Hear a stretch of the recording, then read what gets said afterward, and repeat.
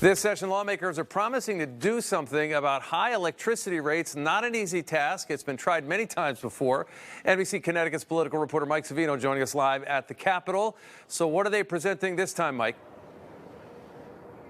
Well, Mike, certainly there's been a lot of bills even this session, but today we saw bipartisan support for removing the public benefits charge from bills and for completely changing how we get our electricity.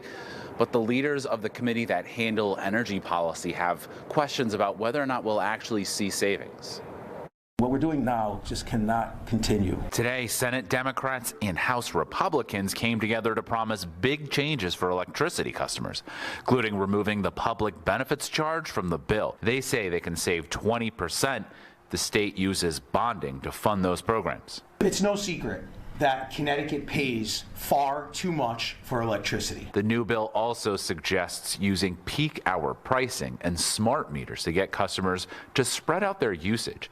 It would also dramatically change how we buy energy. Instead of the utilities going to market at designated times, a new quasi-public agency can shop year-round for the best prices. They see a good deal, they buy for 3 years. It might be only 20% of the load for that period, but it's 3 years. But the bill is getting bipartisan pushback. Some lawmakers say the state should not borrow money to fund things like energy assistance. I don't think you bond for something that's an ongoing program. And others doubt the state can achieve any real savings by speculating on the best times to buy energy. It is an extremely difficult thing to beat the market in purchasing commodities in a competitive market. You know, anyone who does it for a living who is really, really good at it would be very, very rich. Eversource supports the bill and has offered to help the state with expertise on buying electricity. Businesses also welcomed any efforts to bring down costs. Ultimately, we want to see the ability for costs to be driven down, and that's the #1 issue for Connecticut's businesses across the state.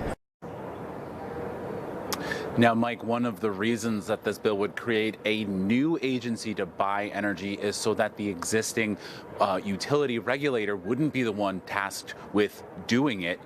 The supporters say that this is similar to the Connecticut Municipal Electric Energy Cooperative, or CMEC, which represents 6 cities that provide their own electricity. Those cities serve a combined 70,000 customers. Live from the Legislative Office Building, Mike Savino, NBC Connecticut News. And we know the rates in those cities are much cheaper. Thanks, Mike.